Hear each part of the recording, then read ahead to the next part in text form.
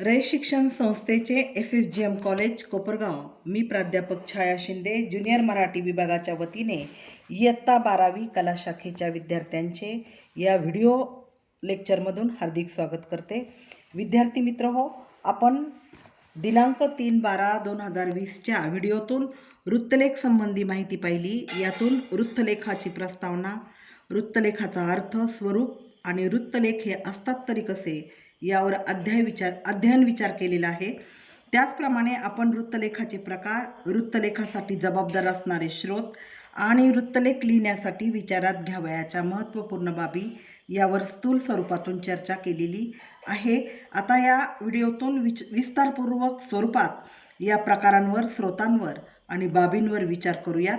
सर्वप्रथम वृत्तलेखाचे प्रकार यावर प्रकाश टाकू। एकूण वृत्तलेखाचे 5 प्रकार पडतात। 1. बातमीवर आधारित वृत्तलेख, 2. व्यक्तिचित्रणात्मक वृत्तलेख, 3. मुलाखतींवर आधारित वृत्तलेख, 4. ऐतिहासिक स्थळांविषयी वृत्तलेख, 5वा प्रकार आहे नवल, गूढ, विस्मय इत्यादीवर आधारित वृत्तलेख। याप्रमाणे वृत्तलेखाचे 5 प्रकार पडतात आणि जो पहिला प्रकार आहे बातमीवर आधारित वृत्तलेख, यावर आपण चर्चा करू। याविषयी चर्चा करूयात। एखाद्या घटना प्रसंगाच्या बातमीच्या संदर्भाने हा लेख लिहिला जातो। जेव्हा समाजात एखादी घटना घडत असते, बातमी येत असते किंवा एखादा प्रसंग घडतो, त्यावेळेस आपल्याला बातमी ऐकायला मिळते आणि मग ह्या बातमीच्या ही बातमी अधिक स्वरूपात जाणून घेण्यासाठी किंवा त्या बातमी संदर्भात जी उत्सुकता मनामध्ये असते, ती उत्सुकता जाणून घेऊन त्याच्यावर वृत्तलेख येतात। असे वृत्तलेख आपल्याला वाचायला मिळत असतात। ज्या बातमी किंवा प्रसंगावर वृत्तलेख लिहिणार आहेत त्याच्या संदर्भात माहिती, बातमी किंवा अवांतर बाबी विस्ताराने आपल्याला जाणून घेता येत नाही। बातमीतून वस्तुनिष्ठपणा असतो। उदाहरणार्थ, एखाद्या घटनेवर आधारित बातमी वृत्तलेखात छापून आलेली असते किंवा ती आपण ऐकलेली असते। त्या बातमीतून सर्व तपशील आपल्याला समजतो का? नाही समजत, कारण ती विस्तृत नसते। बातमी ही वस्तुनिष्ठ असते, ती वस्तुनिष्ठ स्वरूपातून दिली जाते। मात्र वाचकांना त्या बातमीसंबंधी अधिक विस्ताराने जाणून घ्यावयाचे असते, तपशील हवा असतो किंवा त्याबद्दल उत्सुकता असते। तेव्हा त्या बातमीच्या तळापर्यंत जाऊन त्या घटनेचा तळ गाठून माहिती मिळवणे आणि त्या घडामोडीचा अभ्यास करून काही संपादक लोक हे लेख लिहितात, वृत्तलेख लिहितात। त्यालाच बातमीवर आधारित वृत्तलेख असे म्हणतात। उदाहरणार्थ, कोविड-19च्या स्वरूपात जेव्हा त्याच्या प्रसाराच्या बातम्या येत होत्या, त्याच्यातून त्याचा प्रसार जगामध्ये कसा झपाट्याने होत आहे किंवा चीनमध्ये, वुहानमध्ये त्याचा कसा प्रसार होत आहे, याच्या जेव्हा बातम्या येत होत्या, त्या बातम्यांचा आधार घेऊन वृत्तलेखातून कोविड-19च्यावर अनेक वृत्तलेख आले। मग हा जो आजार आहे तो संसर्गजन्य रोगांचा, अधिक संसर्गजन्य रोगाचा कसा आहे, तो प्राणघातक कसा आहे आणि त्याच्यातून काय काळजी घ्यायला पाहिजे, अशा अनेक स्वरूपाचे काय येत होत्या, वृत्तलेख येत होते। म्हणून संसर्गजन्य रोगाचा अधिक तपशील, माहिती, त्याचे स्वरूप आणि परिणाम आणि त्या संदर्भात जागृती आणि काळजी याविषयी विवेचनात्मक स्वरूपात वृत्तलेखातून लिहिले गेलेले वृत्तलेख आपण वाचले आहेत। हाच वृत्तलेखाचा प्रकार बातमी घटनेला आधारित असलेला बघायला मिळतो।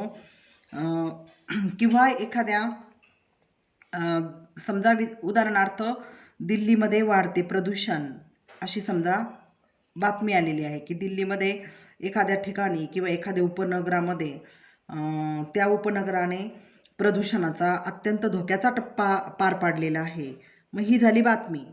मग पण दिल्लीतील या वाढत्या प्रदूषणाची कारणे, त्याचे दुष्परिणाम, त्यातून निर्माण होणारे धोके, पर्यावरणाची हानी या संदर्भात वृत्तलेख येतात। म्हणजे बातमी आणि वृत्तलेख यामध्ये कसा फरक असतो? बातमी ही वस्तुनिष्ठ स्वरूपात दिलेली असते, परंतु त्याच्यावर अधिक तपशिलाने, विस्ताराने जेव्हा लिहिले जाते तेव्हा तो वृत्तलेख होतो आणि म्हणून बातमी ही वृत्तलेख लिहिण्यास जबाबदार असते असे आपण येथे म्हणू शकतो। यानंतर दुसरा प्रकार आहे व्यक्तिचित्रणात्मक वृत्तलेख। या लेखातून समाजातील असामान्य कर्तृत्व असणाऱ्या व्यक्तीच्या कार्यकर्तृत्वाचा परिचय आपल्याला होतो. एखाद्या व्यक्तीची कार्य करण्याची पद्धत, त्याची कृती, त्याच्या ठिकाणी असणाऱ्या आयडिया, कल्पना, संकल्पना, उपक्रम यांची माहिती समाजमनाला पोहोचवण्याचं काम व्यक्तिचित्रणात्मक लेखातून केले जाते. अनेकदा एखाद्या घटनेचे, प्रसंगाचे औचित्य साधून या स्वरूपाचे वृत्तलेख वृत्तपत्रातून आपणास वाचायला मिळतात. उदाहरणार्थ, एखाद्या चिरपरिचित व्यक्तीला मिळालेला पुरस्कार, त्याच्या वाट्याला आलेले गौरवाचे क्षण किंवा वाढदिवसाच्या अनुषंगाने त्याच्या कार्यकर्तृत्वाची माहिती देणारे वृत्तलेख छापून येत असतात. मग या लेखातून त्या व्यक्तीच्या व्यक्तिमत्वावर प्रकाश टाकलेला असतो. त्या व्यक्तीविषयी, त्याच्या कार्याविषयी, त्याचं एकूण गुणवैशिष्ट्याविषयी त्याच्यामध्ये माहिती दिलेली असते. तसेच काही अमृत महोत्सवी कार्यक्रम होतात किंवा काही हिरक महोत्सवी कार्यक्रम होतात किंवा प्रसंग परत्वे, जयंती, पुण्यतिथी सोहळे संपन्न होतात. काही जन्मशताब्दी वर्ष असतात. संशोधन कार्य करणाऱ्या काही थोर व्यक्ती असतात. या व्यक्तींच्यावर काही लेख येतात. त्यांच्या कार्याची, कामाची, त्यांच्या कर्तृत्वाची उंची विशद करणारे हे लेख असतात. म्हणून या लेखांना व्यक्तिचित्रणात्मक वृत्तलेख म्हणतात. ज्या व्यक्तींच्यावर हे लेख लिहिले जातात त्यांनाच व्यक्तिचित्रणात्मक लेख असं म्हणतात. किंवा एखाद्या व्यक्ती समाजामध्ये सामान्य वहिवाटेने न जाता एखाद्या आगळ्या वेगळ्या स्वरूपाने मार्गक्रमण करतात, संघर्ष करतात, यश मिळवतात. त्यावेळी अशा व्यक्ती या समाजाला एक आदर्श असतात. मग अशा आदर्श व्यक्तींवर लेख येतात. मग त्यांनाच काय ते लेखांना आपण असं म्हणू शकतो की हे व्यक्तिचित्रणात्मक वृत्तलेख आहेत. उदाहरणार्थ, सिंधुताई सपकाळ यांचे कार्य. सिंधुताई सपकाळ यांच्यावर अनेक लेख वृत्तपत्रातून मागे प्रसिद्ध झालेले आहेत.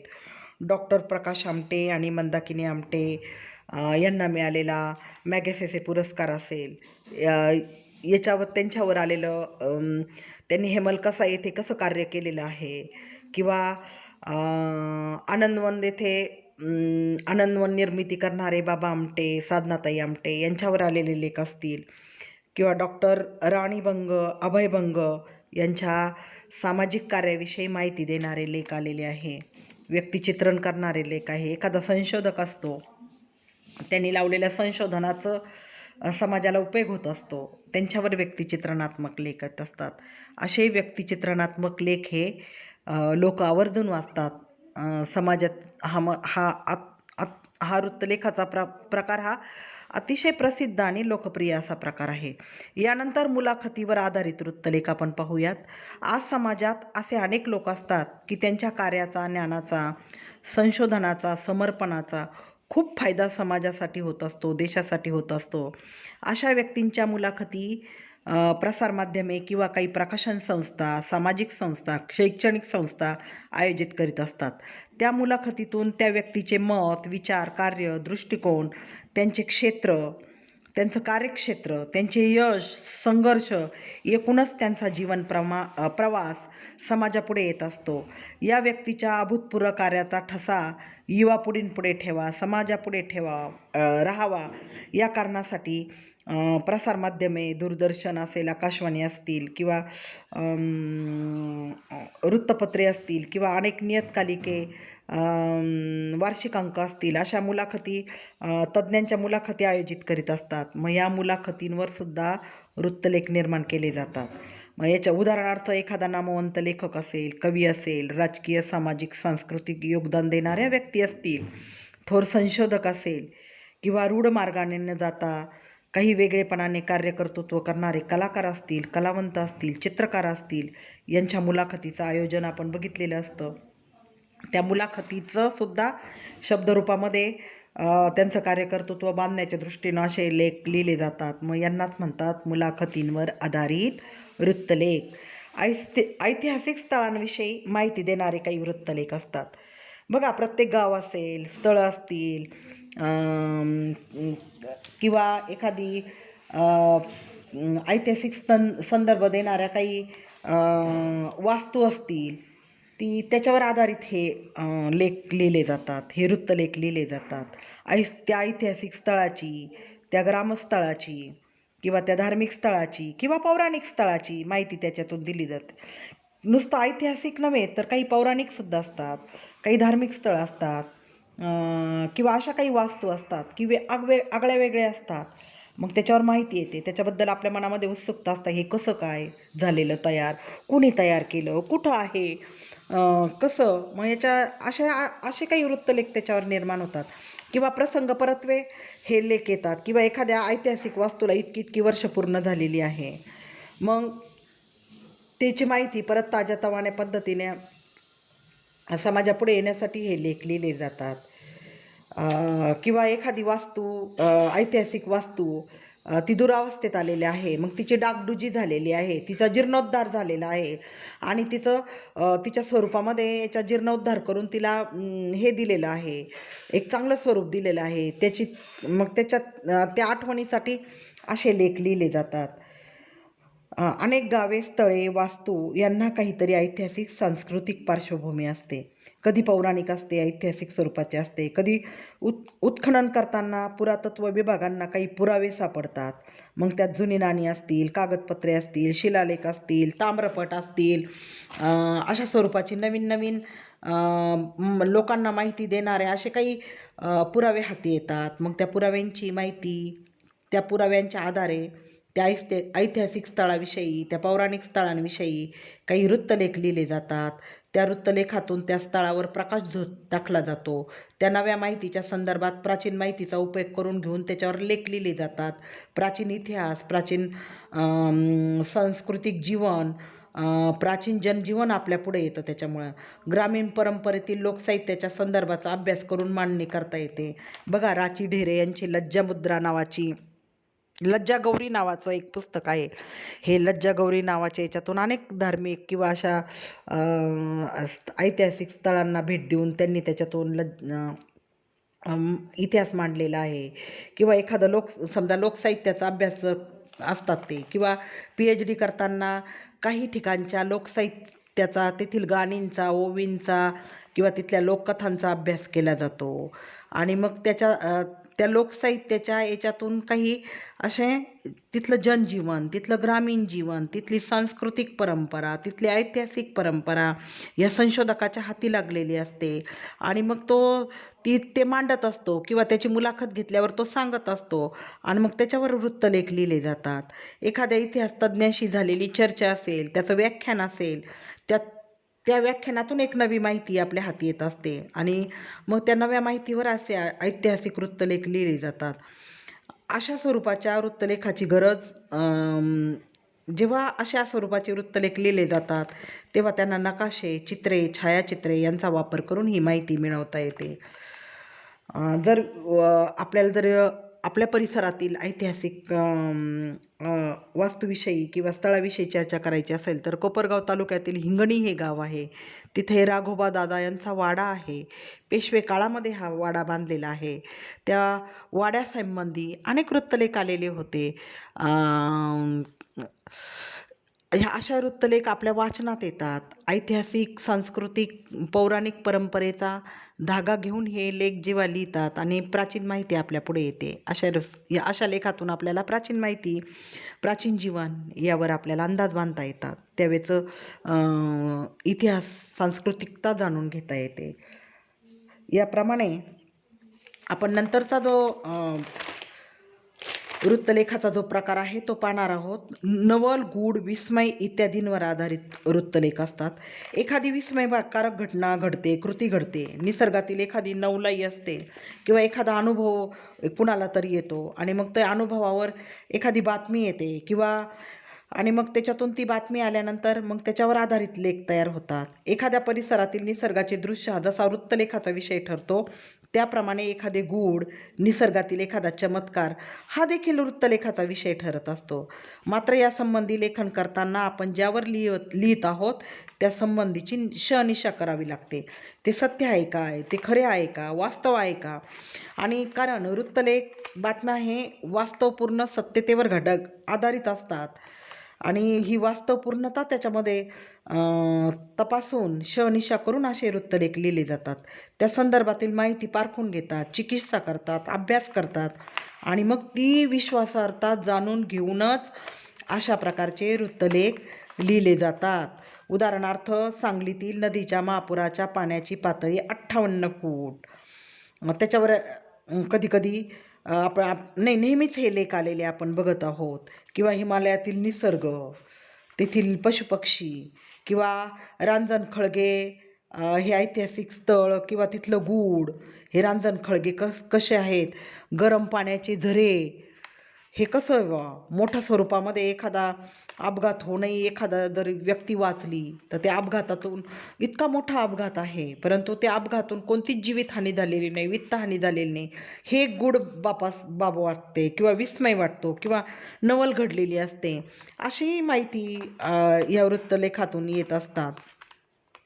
डोक्यावरून पाणी वाहून जगवली 20,000 झाडे इत्यादी सुद्धा अशी ही समजा ही बातमी आली, त्याच्यावर वृत्तलेख येऊ शकतो. एखाद्या घटनेचं नवल वाटलं, गूढ वाटलं, विस्मय वाटलं की आपोआपच जनता त्या गोष्टीविषयी जाणून घ्यायला लागते. आपल्याला सुद्धा हे गूढ समजावं, आपल्याला यातील रहस्य समजावं, आणि म्हणून अशा बातम्या ऐकल्या जातात. मग नेमकी जनतेची ही गरज लक्षात घेऊन अशा स्वरूपाचे वृत्तलेख हे काय येत असतात, आपल्या वृत्तपत्रातून येत असतात. हे वृत्तलेख आपण वाचत असतो, ऐकत असतो. किंवा बघा विद्यार्थी मित्र हो, की उदाहरणार्थ जंजिरा हा किल्ला समुद्रात आहे, चारी बाजूला समुद्र विखुरलेला आहे आणि मधीच हा किल्ला आहे. हे एक आपल्याला विस्मय वाटतं किंवा गूढ वाटतं. चहोबाजूला अथांग समुद्राच्या लाटा झेलणारा हा किल्ला असा आहे तरी कसा, याविषयी आपल्या मनामध्ये अत्यंत उत्सुकता आहे. मग यावर काही वृत्तलेख आलेले आहेत. किंवा एखादी ऐतिहासिक वास्तू असते, तिच्या संबंधी गूढ असतं, किंवा तिच्या संबंधी आपल्या मनामध्ये विस्मय असतो, आश्चर्य असतं, नवल असतं. असा याचा आधार घेत आधार घेत असे वृत्तलेख लिहिले जातात. आणि म्हणून वृत्तलेखाच्या ह्या 5 प्रकारांची आपण इथं चर्चा केलेली आहे. हे वृत्तलेखाचे 5 प्रकार आपण बघितलेले आहे. बातमीवर आधारित वृत्तलेख, व्यक्तिचित्रणात्मक वृत्तलेख आणि मुलाखतींवर आधारित वृत्तलेख, ऐतिहासिक स्थळांविषयी जाणीव करून देणारे वृत्तलेख, नवल, गूढ, विस्मय इत्यादीवर आधारित वृत्तलेख असतात.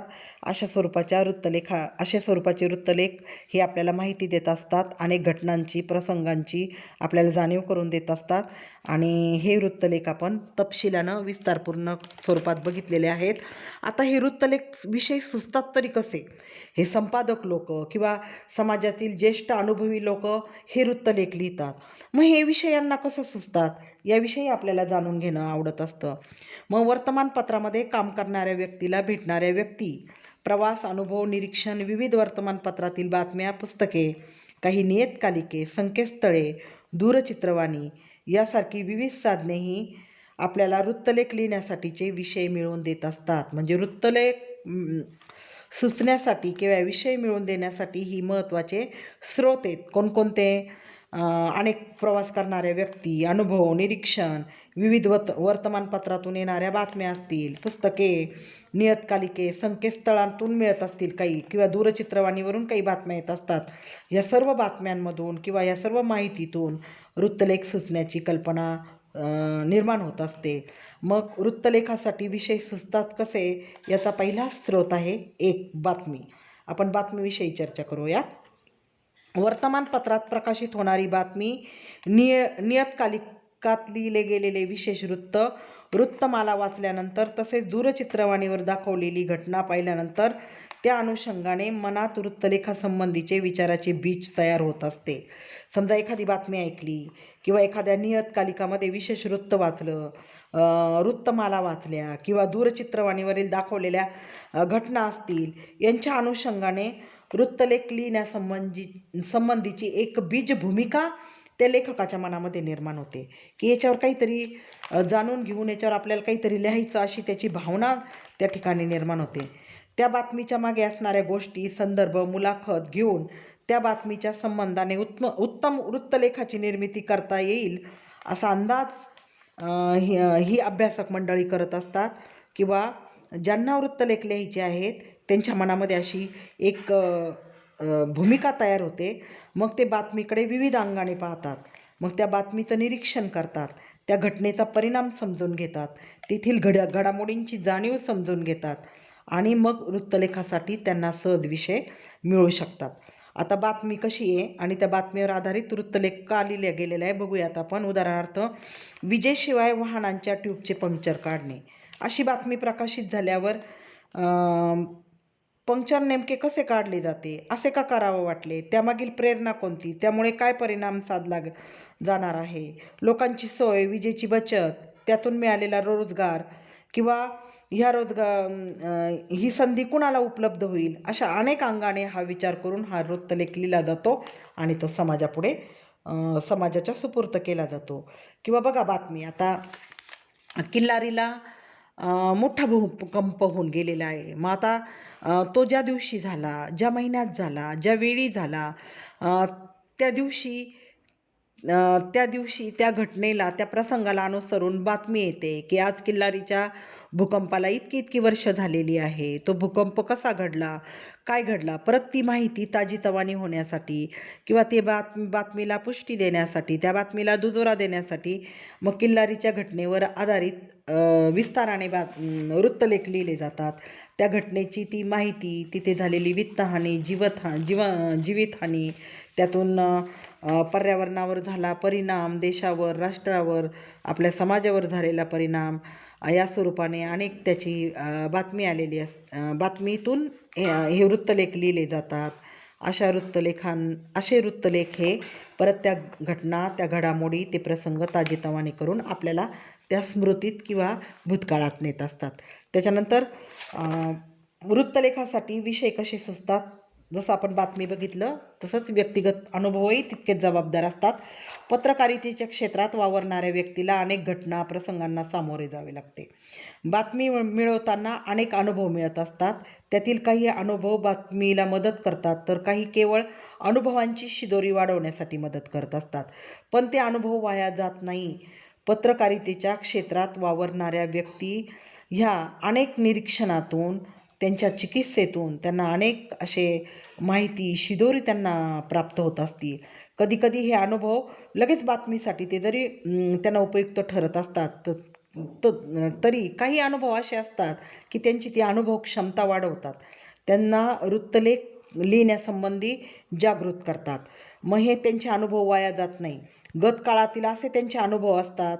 भविष्यकाळातील एखाद्या घटनेसाठी याचा संदर्भ जोडून ते असे वृत्तलेख लिहितात. त्यांना पत्रकारितेच्या क्षेत्रामध्ये वावरणाऱ्या ह्या ज्या व्यक्ती असतात, त्यांना त्यांची व्यक्तिगत अनुभवांची समृद्धता जितकी सखोल, तितके हे व्यक्तिगत अनुभवांवर ते असे वृत्तलेख लिहू शकतात.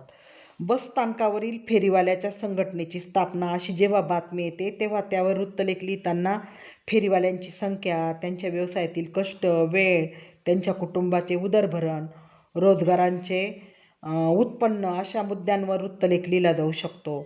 यात केवळ तपशिलांची नोंद अपेक्षित नसते, तर त्यामधून त्यांच्या जीवनानुभवाचे दर्शन घडणे आवश्यक असते.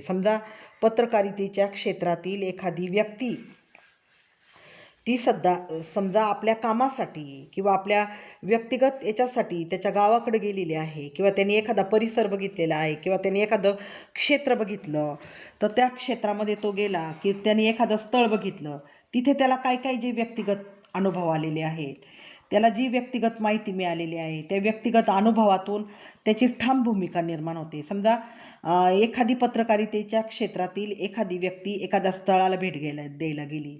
मग समजा ते स्थळ हे आदिवासी भागातील असेल, मग त्या भागाला त्यांनी भेट दिली. मग तिथं आदिवासी लोकांची जीवनशैली, मग आदिवासी लोकांची ती संस्कृती, त्यांचे कष्ट, शहरी सुविधांपासून, वैद्यकीय सुविधांपासून किंवा भौतिक सुविधांपासून हे लोक कसे दूर आहेत बुवा, हे त्यांनी पाहिलेलं असतं. मग हे तो मांडण्याचा हे ते व्यक्तिगत अनुभवातून तो त्यांचं सगळं जीवन प्रवास जाणून घेतो. आणि त्यांचे सण उत्सव, त्यांची संस्कृती प्रियता, त्यांच्या ठिकाणी असणारं निसर्गाची ताकद ओळखण्याची क्षमता, नैसर्गिक ज्ञान यांचा तो अनुभव घेतो. आणि यथावकाश या आपल्या व्यक्तिगत अनुभवातून असा एखादा वृत्तलेख लिहितो की त्या वृत्तलेखाच्या आधाराने त्याच्या व्यक्तिगत अनुभवातून अशा रीतीने एखादा परिसर, एखादं स्थळ उजागर केलं जातं. असेही वृत्तलेख असतात. भेटीगाठी, संभाषण. पत्रकारिता करणाऱ्या व्यक्तीला उत्तम लिहिता येण्यासाठी त्याचे भाषाज्ञान उत्तम हवे असते. त्याला भाषाज्ञान त्याच्या ठिकाणी भाषा कौशल्य उत्तम असते. त्याचे भाषिक कौशल्य हे इतरांच्या तुलनेत हे चांगले असते. तसेच व्यवसायाची गरज म्हणून उत्तम संवाद कौशल्य त्याच्या ठिकाणी हवे असते. त्याला अनेक क्षेत्रात जाऊन बातमी मिळावी लागते. त्यामुळे अनेकदा वरिष्ठ अधिकाऱ्यांबरोबर त्याला संवाद साधावा लागतो. तर कधी शेतकरी, शेतमजूर, कलाकार, खेळाडू, विविध कंपन्यांचे व्यवस्थापक, लोकप्रतिनिधी, सामान्य जनता याच्याशी त्यांना अनेक मुद्द्यांवर बोलावं लागतं. अनेक मुद्द्यांना स्पर्श करत त्यांच्याशी चर्चा करावी लागते. कधीकधी काही माणसे बोलत नाहीत, तेव्हा त्यांना बोलते करण्याचे कौशल्य पत्रकारांकडे असते. त्यांना जाणून घेऊन त्यांच्या मनातील भावनांना शब्दरूप देण्याचं कौशल्य त्यांच्याजवळ असतं. त्यांच्याशी बोलताना अनेक विषय सहजपणाने मिळून जातात.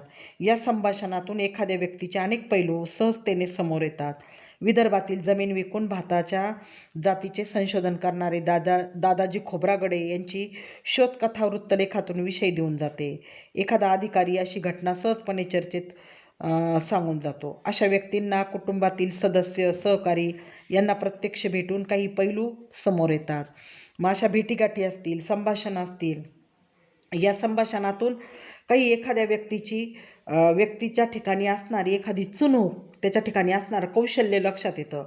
किंवा त्या एखाद्या संभाषणाच्या ओघामध्ये एखाद्या व्यक्तीकडं सांगण्यासारखं खूप आहे, त्याच्याकडं समाजाला काहीतरी देण्यासारखं खूप अनुभवांचा साठा आहे, माहितीचा साठा आहे.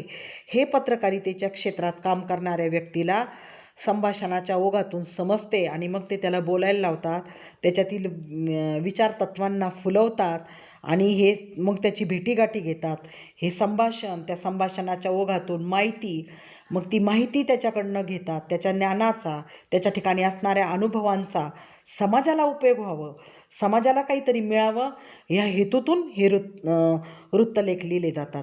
म्हणून विद्यार्थी मित्र हो, लेखनासाठी विषय सुचताना हा एक अत्यंत महत्त्वाचा प्रकार आहे. भेटीगाठी आणि संभाषण. प्रत्यक्ष संभाषणातून खूप माहिती हाती येते. अनेक व्यक्ती जाणून घेता येतात. व्यक्तींना जाणून घेऊन त्यांच्यातलं चांगलं ते बाहेर काढण्याचं काम पत्रकारितेच्या क्षेत्रातील लोक करतात आणि त्याच्यावर वृत्तलेख लिहितात. निरीक्षण. पत्रकारितेच्या क्षेत्रामध्ये काम करणाऱ्या व्यक्तींची निरीक्षण क्षमता ही अत्यंत शोधक वृत्तीची असते. ते गुणग्राहक असतात. शोधक वृत्तीने एका चिकित्सेतून आणि चौकस वृत्तीतून प्रत्येक गोष्टीकडे बघण्याची त्यांची शोध भूमिका असते. आणि पत्रकाराला बातमीचे धागेदोरे मिळवावे लागतात. वृत्तलेखासाठी सूक्ष्मदृष्टी असावी लागते. आपल्या अवतीभोवती अनेक घटना घडत असतात, प्रसंग घडत असतात. त्या प्रसंगाकडे, त्या घटनांकडे बारकाईने, निरीक्षणतेने, सूक्ष्मतेने आणि चिकित्सक वृत्तीने बघण्याची शोधक भूमिका पत्रकारितेच्या क्षेत्रामध्ये काम करणाऱ्या व्यक्तीचे असतात. आणि मग त्यांची ही भूमिका आपोआपच वृत्तलेखनासाठी विषय निवडत जाते. उदाहरणार्थ, अंत्यविधीच्या ठिकाणी प्रेत जाळण्यासाठी काम करणारी एखादी महिला ही बातमी झाली. त्या बातमीची अधिक माहिती घेतली तर आपल्या वृत्तलेखाचा विषय सहज मिळू शकतो. शेतीसाठी बैलांऐवजी माणसांचा वापर, खानावळ चालवून मुलाला केले जिल्हाधिकारी, बांधकामाचे साहित्य वरती नेण्यासाठी टाकाऊ मोटरसायकलचा वापर, अशा कितीतरी गोष्टी आपल्या अवतीभोवती आपण सहज पाहत असतो. आपल्याला त्याच्यात काय वाटत नाही. परंतु पत्रकारितेच्या क्षेत्रामध्ये काम करणाऱ्या व्यक्तींच्या अंगी ही गुणग्राहकता असते. ते त्यातली वेगळेपण जाणवतात. ते वेगळेपण त्यांच्या लक्षात येते आणि त्या वेगळेपणातून ती बातमी होते आणि त्या बातमीचा विस्ताराने, विवेचनाने अभ्यास करून त्याचा वृत्तलेख तयार केला जाऊ शकतो. किंवा बघा विद्यार्थी मित्र हो, आपल्या गावाकडे एखादा साधासुद्धा शेतकरी असतो, पण त्याचं गुणवैशिष्ट्य आपल्या लक्षात येत नाही. परंतु हे पत्रकारितेच्या क्षेत्रातले हे जे लोक असतात त्यांच्या मात्र लक्षात येतं. या शेतकऱ्याच्या ठिकाणी असणारी शेतीबद्दलची ओढ, त्याच्या ठिकाणी नव्यानं प्रयोग करण्याची त्याची वृत्ती, नवे प्रयोग घेऊन पर्यावरणावर, निसर्गावर, बाजारभावांवर मात करून चांगलं अपेक्षित उत्पन्न काढण्याची त्याची पद्धती हे जाणून घेतात आणि मग त्याचा प्रयोग, त्याची शेतीकाम करण्याची वेगळी कल्पना, त्याला सुचणारी कल्पना आणि त्याचा असणारा अनुभव, त्याचा असणारा ज्ञान आणि थोड्याशा भांडवलावर वेळापत्रकानुसार सुनियोजित पद्धतीनं त्याने उत्पन्न कसं काढलं, त्यांनी आपली आर्थिक परिस्थिती कशी सुधारली, नव्या नव्या प्रयोगातून त्यांनी नवी नवी कला शिकत हमीभावावर भावाचं हे ओळखून त्यांनी आपलं पीक कसं विकलं, ह्या सगळ्या याचा अभ्यास करून किंवा हे जाणून हे निरीक्षणातून त्याची बातमी झाली. परंतु ह्या बातमीचा विस्ताराने हे वृत्तलेख लिहू शकतात. आणि हा शेतकरी फार ज्ञानी नाही आहे, तो फार संशोधक नाही आहे, परंतु त्याने अनुभवातून हे शिकलेले. अनुभव हा सर्वात उत्तम शिक्षक असतो. अनुभवातून संघर्ष करत, कष्ट करत, निसर्गाचे अनेक आघात झेलत, पर्यावरणाचे अनेक आघात झेलत, त्याने हे सगळी मात करून तो शेतकरी म्हणून आज कसा टिकलेला आहे, त्या व्यवसायात तो फायद्याचा व्यवसाय म्हणून कसा बघतो आहे, हे त्यांनी हे पत्रकारितेच्या क्षेत्रातील एखाद्या व्यक्तीने निरीक्षणतेने जाणलेलं आहे. मग ही त्याची निरीक्षकता गृहीत धरून त्याच्यावर बातमी दिली जाते आणि मग त्याच्यावर लेख लिहिला जातो. या पद्धतीने विद्यार्थी मित्र हो, वृत्तलेखासाठी विषय सुचतात तरी कसे, यामध्ये आपण बातमी बघितली, व्यक्तिगत अनुभवातून लेख कसे लिहिले जातात, भेटीगाठी संभाषणातून लेख कसे लिहिले जातात आणि पत्रकारितेच्या क्षेत्रातील व्यक्ती चौकस आणि निरीक्षणतेचा वापर करून एखाद्या बातमी घटनेकडे पाहून यासंबंधी वृत्तलेख कसे लिहितात याचा आपण विस्ताराने इथे विचार केलेला आहे, विवेचन केलेले आहे. पुढील व्हिडिओ लेक्चरमधून आपण वृत्तलेख लिहिताना विचारात घ्यावयाच्या बाबी यावर अध्ययन विचार करू. तूर्त येथे आपण आता थांबतो आहोत. धन्यवाद.